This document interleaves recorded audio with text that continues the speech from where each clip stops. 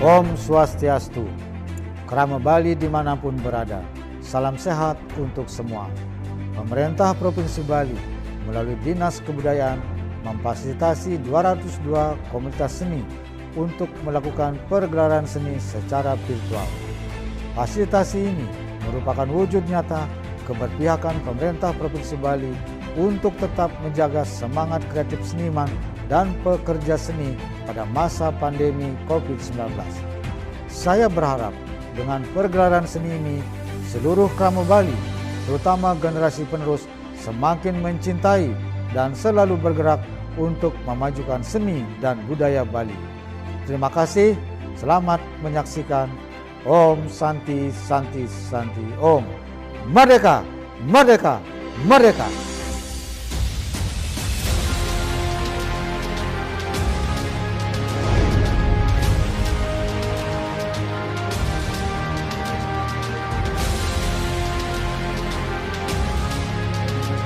Peragaan dan pementasan seni melalui media virtual yang diselenggarakan Dinas Kebudayaan Provinsi Bali beserta UPTD di lingkungan Dinas Kebudayaan Provinsi Bali bertujuan untuk tetap menjaga elan kreatif seniman Bali di tengah pandemi COVID-19. Kegiatan ini diharapkan untuk tetap menggemakan, mengaktualisasikan visi pemerintah Provinsi Bali 2018-2023 Nangun Satkerti Loko Bali.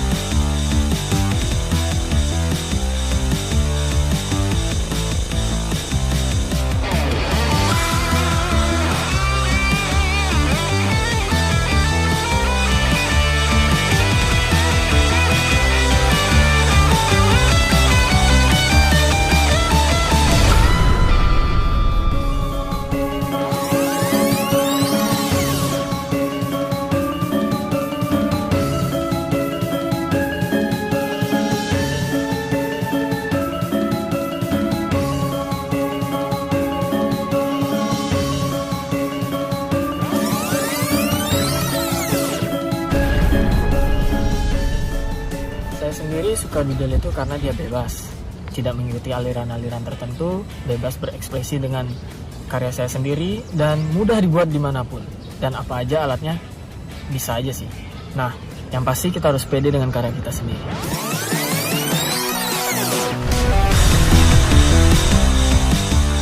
Menurut aku, doodle art itu adalah karya yang sangat dekat dengan kita ya.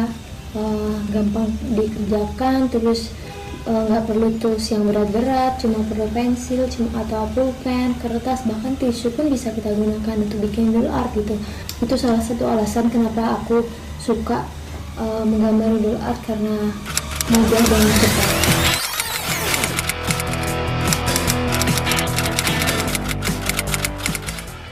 Teman-teman, jangan salah, doodle art itu sudah berkembang sebagai seni urban di kota-kota besar dunia, seperti di New York, Tokyo, Amsterdam, New Delhi, Paris, Brussels, Kanada, London, bahkan Filipina, Kamboja, Jakarta, dan kini di Denpasar. Bersyukur juga melalui doodle art, aku bisa menambah teman, relasi, dan juga karyaku bisa sampai ke Jerman, Inggris itu karena doodle art.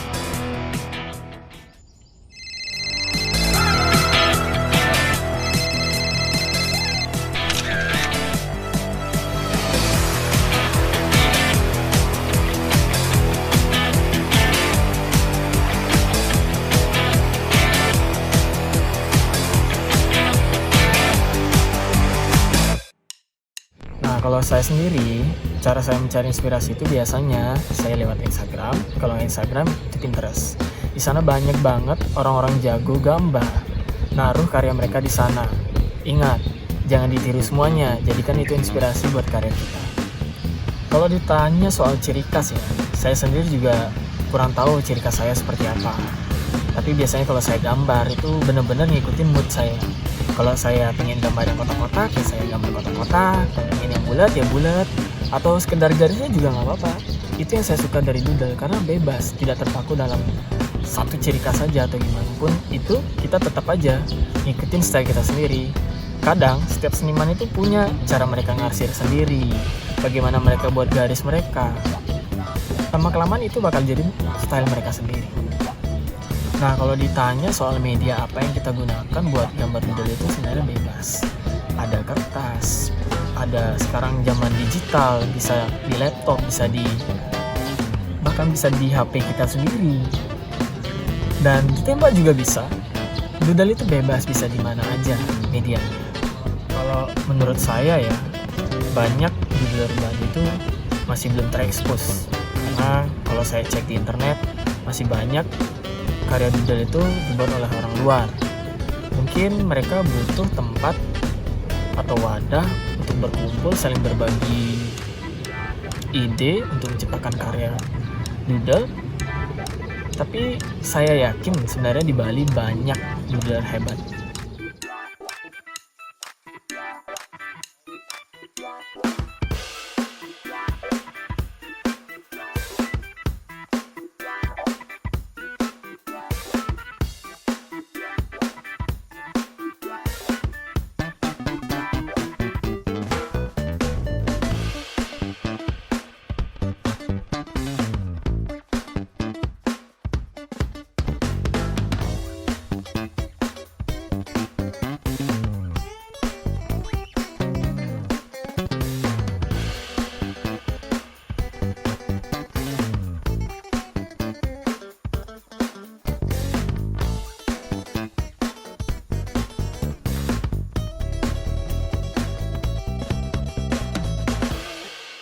Menurut aku doodle itu adalah jati diri aku ya. Karena aku bisa sampai di titik sekarang ini itu karena berawal dari doodle art, berangkatnya dari doodle art. Kalau misalnya aku nggak tahu doodle art nih, aku nggak tahu sih sekarang ada di posisi apa. Dari doodle art itu juga aku bisa punya banyak teman, punya banyak relasi, bisa dikenal sama teman-teman, terus alhamdulillah karyanya bisa sampai ke Jerman, bisa sampai ke Inggris. Itu karena doodle art. Jadi doodle art itu adalah karir aku itu berawal dari doodle art. Kalau misalnya nggak ada doodle art, aku nggak tahu deh. Waktu pertama kali melihat doodle art tahun 2011 itu, aku langsung jatuh cinta. Aku langsung berpikir kalau wah ini nih yang aku banget. Dari situ aku mulai riset, dari situ aku mulai mencari tahu apa arti doodle art. Tapi sayangnya waktu itu nggak banyak orang yang bikin doodle art, khususnya terutama di internet ya. Kita browsing, kita riset di internet itu nggak banyak orang yang bikin. Tapi aku waktu itu lihat ada satu artis dari Filipina. Nah, dia punya karya doodle yang lumayan banyak waktu itu ya. Jadi aku benar-benar follow dia, ngikutin semua perkembangannya dari dia. Dia juga memberi banyak tips terus knowledge tentang doodle art itu apa, jadi semua orang bisa paham apa itu doodle art, seperti itu ya. Biasanya aku kalau cari inspirasi lewat internet sih biasanya. Salah satunya ya browsing di Pinterest atau di Instagram atau di Behance atau akun portfolio lainnya. Soalnya salah satu cara buat aku bisa keluar ide atau bisa mengalir idenya itu melihat karya orang lain. Artinya bukan aku mencontek karya orang lain, enggak, tapi aku berusaha untuk dapat positive vibes atau percikan-percikan ide dari si artis itu tadi. Kayak misalnya karya dia nih warnanya bagus, mungkin bisa aku pakai warnanya, color palette-nya bisa aku pakai, ya, kayak gitu. Medium menggambar doodle artku biasanya kertas, Tapi aku juga pernah coba medium lain kayak misalnya t-shirt, mug, tote bag, atau bahkan pernah gambar di sunglasses waktu itu, kanvas, macam-macam. Banyak juga artis yang dia nggak terlalu nyaman untuk bikin karya di berbagai macam media, tapi aku suka penasaran gimana sih rasanya gambar di media yang kecil, media yang besar, media yang sedang, media yang lain gitu, untuk dapetin eksperimen lain gitu, untuk dapetin pengalaman lain gitu dari media-media itu. Media yang paling aku suka yaitu tembok, soalnya mural tembok atau bisa disebut mural ya, soalnya puas aja gitu bisa lihat gambar kita, hasil akhirnya bisa jadi besar, bisa dilihat banyak orang, terus aku bisa lebih bebas berekspresi, karena menurut aku waktu kita gambar di tembok itu aku ngerasa nyaman, ngerasa tenang, bisa dibilang sedikit sebagai terapi gitu. Misalnya lagi stres, tiba-tiba pengen gambar mural nih, nanti selesai mural tuh bawaannya happy, jadi bikin seneng karena lihat hasilnya juga gitu. Menurut aku kreator doodle art di Indonesia sekarang udah meningkat pesat ya. Zaman dulu waktu tahun 2011 aku cuma tahu 6 atau sampai 10 orang yang berminat dan tekun untuk menggambar doodle art. Nah, tahun 2011 itu aku bikin komunitas namanya Full of Doodle Art. Komunitas itu tujuannya juga untuk menjadi wadah teman-teman di Indonesia yang suka doodle art gitu. Dan antusiasnya juga lumayan bagus. Waktu itu kita banyak dapet DM atau mention di Twitter, karena kita berawalnya emang dari Twitter. Mereka kayak yang wah ini namanya doodle art. Mereka kebanyakan sudah tahu, tapi mereka nggak tahu ini nama jenis seni ini tuh disebut apa gitu. Nah, dari situ banyak Voda tuh jadi banyak peminatnya, jadi banyak member, jadi banyak yang join, dan akhirnya kita memutuskan untuk gathering in real life gitu. Kan awalnya cuma di sosial media, terus akhirnya kita berani melangkah untuk ketemu langsung di dunia nyata. Dan dari situ juga ternyata antusiasnya bagus. Nah, dari situ deh artis-artis doodle art di Indonesia itu tumbuh dan berkembang bareng-bareng gitu. Kota-kota yang aktif di berkomunitas, Voda sebenarnya ada di 10 kota. Yang menurut aku aktif berkomunitas itu Surabaya dan Malang ya, seingat aku. Karena mereka juga aktif berkolaborasi dan berkontribusi sama event-event lokal. Mereka ikutan charity event, misalnya bikin mural di sekolah TK atau di sekolah SD sama warga-warga lokal kayak gitu. Mereka juga aktif bikin gathering, gambar bareng, atau bikin workshop. Kayaknya waktu itu Voda Malang bikin workshop kira-kira 2 minggu sekali, dan itu antusiasnya juga bagus banget. Dan ya menurut aku yang aktif berkomunitas itu Surabaya, Malang, Jogja ya.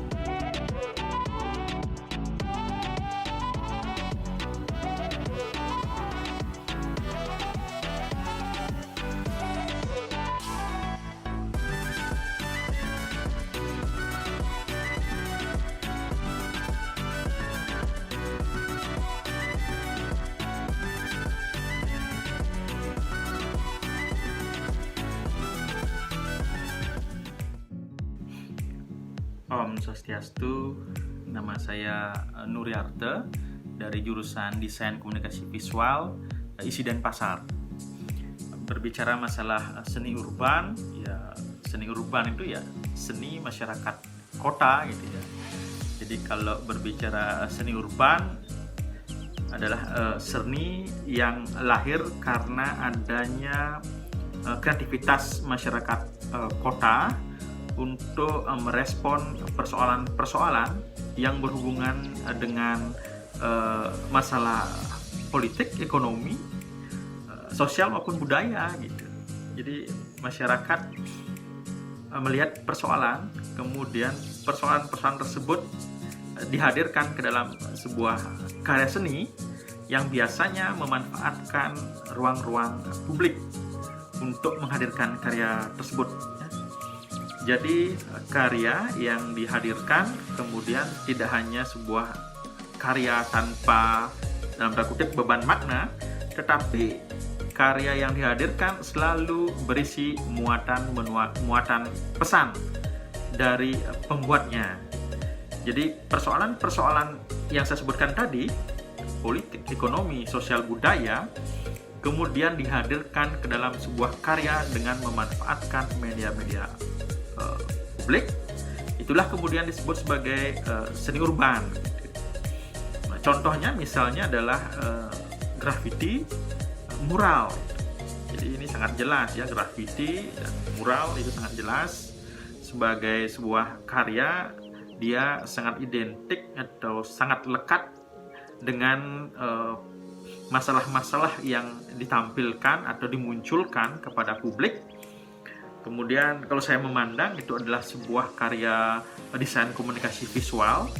Jadi karya-karya yang ditampilkan adalah karya-karya yang menyampaikan sebuah pesan, menyampaikan sebuah informasi, kemudian mengajak masyarakat untuk melakukan atau tidak melakukan sesuatu, sehingga karya-karya yang dimunculkan itu sangat jelas dapat terbaca bagi publik atau masyarakatnya gitu ya.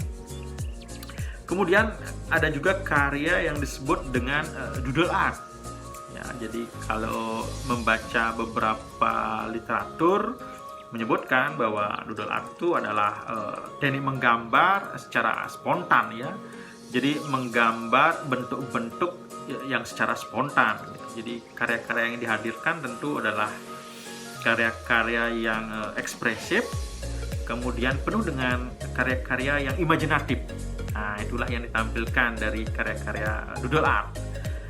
Meskipun dia sebuah karya yang dibuat dengan sangat spontan, tetapi bagi teman-teman atau masyarakat yang suka membuat karya doodle art, saya ingin sampaikan bahwa sebuah karya seni kemudian tidak serta-merta kemudian kita buat dan dengan mengabaikan segalanya, kecuali karya tersebut dibuat hanya untuk diri sendiri.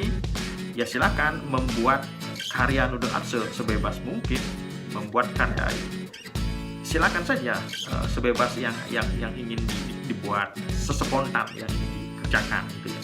Tetapi ketika karya yang dihadirkan ke ruang publik, menurut saya itu harus tetap memperhatikan yang namanya unsur etika dan estetika. Karena meskipun dibuat dengan spontan, dia tetap harus memperhatikan kaedah-kaedah tersebut.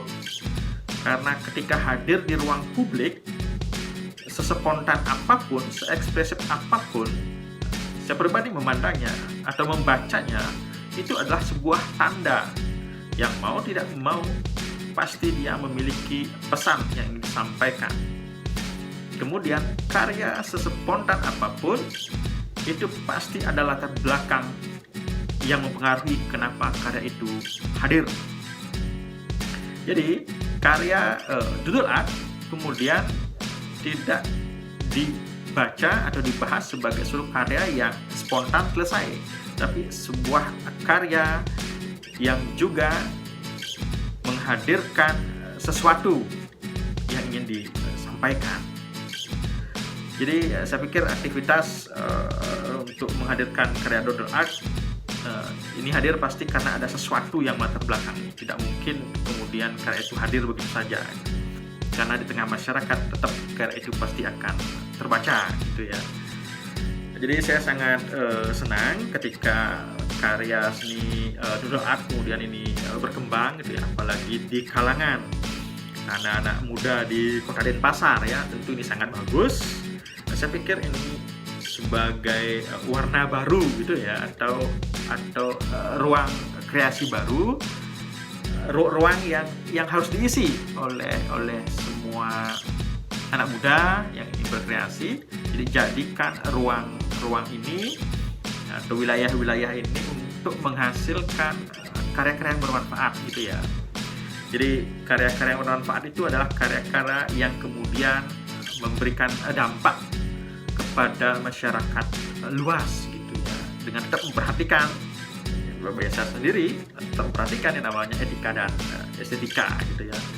Jadi doodle art ini sangat cocok untuk anak muda karena sangat identik dengan karakter anak muda gitu ya. Seperti yang kita ketahui bahwa anak muda itu identik dengan dalam tanda kutip ya, kita sebutkan itu sebagai yang suka dengan sesuatu yang acak-acakan, kemudian suka dengan sesuatu yang dinamis, kemudian suka dengan sesuatu yang penuh warna gitu ya. Jadi saya pikir dengan teknik doodle art gitu ya, teknik menggambar spontan ini cocok untuk anak-anak muda ya.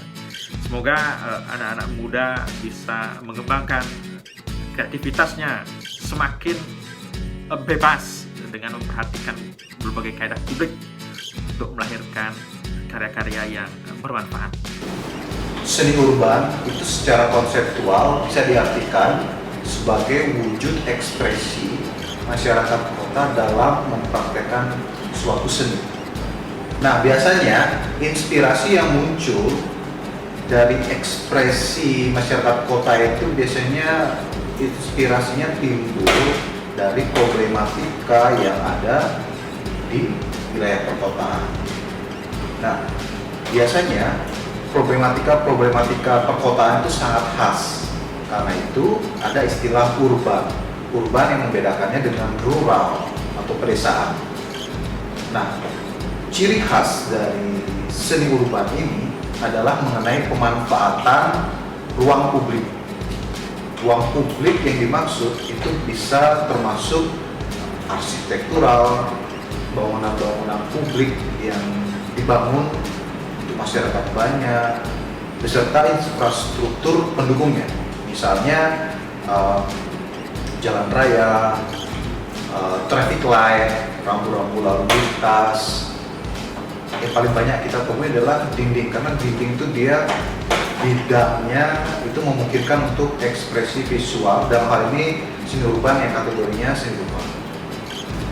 Nah, mengenai konsep ruang publik sebagai ruang untuk mengekspresikan ekspresi seni masyarakat kota itu kini telah bergeser wujudnya.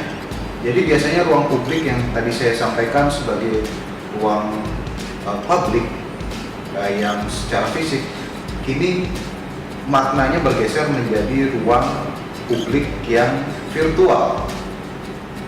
Jadi ada kategori ruang berekspresi yang secara fisik dan ruang berekspresi secara virtual, dan ini memungkinkan untuk masa-masa di mana pandemi corona ini membuat manusia beradaptasi untuk merespon karya tidak hanya di ruang publik yang wujudnya fisik, tapi juga ruang publik yang wujudnya virtual atau maya. Mengenai doodle art ini menurut pengetahuan saya dan pemahaman saya itu sedikit berbeda dengan drawing dalam hal konsep dan proses berkarya. Kalau doodle art itu yang sangat khas dengan coretan-coretannya, itu dia kecenderungannya dia spontan, jadi sangat spontan. Visualisasi yang dihasilkan itu dia spontan, berbeda dengan drawing yang lebih terencana dengan baik. Jadi dalam drawing itu ada perencanaan, ada konsep yang tertuang di awal dan diharapkan muncul finalisasinya itu pada akhir dari proses drawing. Nah, kalau doodling itu aktivitas berkarya doodle art. Jadi terminologi yang digunakan adalah doodling. Doodling itu dia kecenderungannya sangat spontan, jadi spontanitas. Jadi saya ibaratkan ketika kita doodling itu semua kosa rupa, jadi semua memori, semua imajinasi yang berasal dari alam bawah sadar si senimannya itu langsung secara spontan dia tertuang, jadi muncul dengan aktivitas doodlingnya. Jadi ada sedikit perbedaan dalam kontemplasinya di sini. Nah, yang menarik dari doodle art ini, jadi ada kejutan-kejutan yang namanya kejutan dia seringkali tidak terduga gitu. Jadi beyond expectation.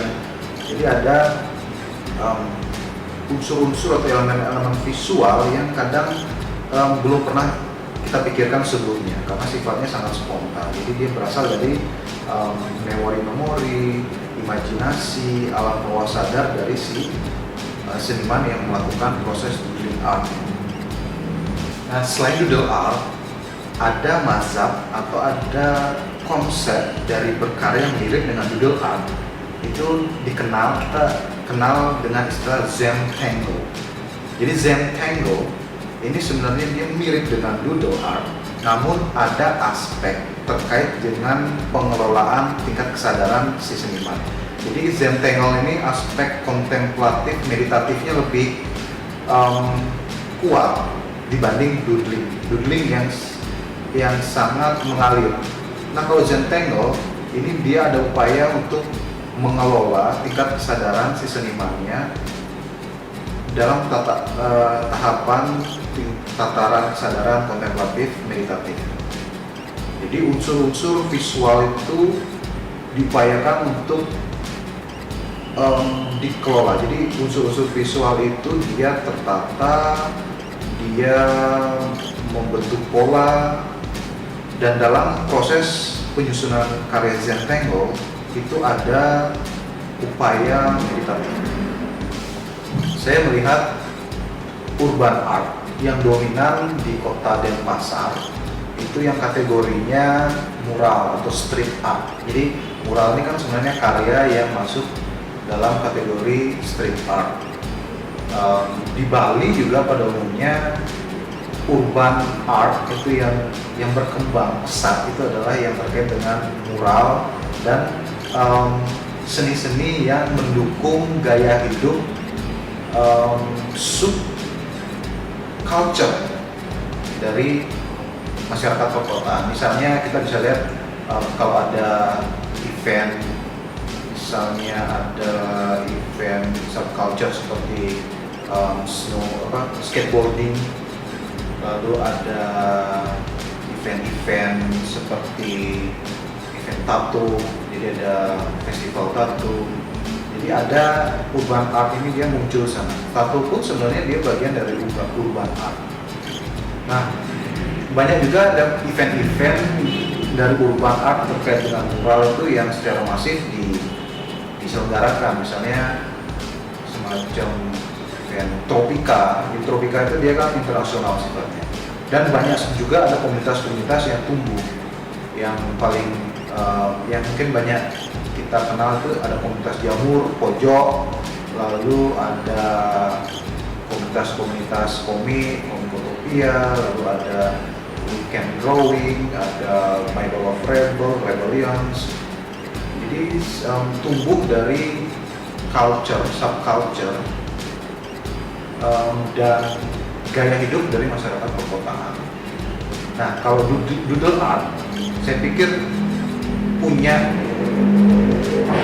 ruang ekspresi yang lebih luas karena dia menjangkau banyak orang. Jadi doodling art itu kini saya lihat sangat potensial untuk menjangkau semua kalangan, bahkan semua umur, karena doodle Jadi kalau kita lihat kembali makna basic, makna konsep dasar dari doodling itu kan sebenarnya coretan.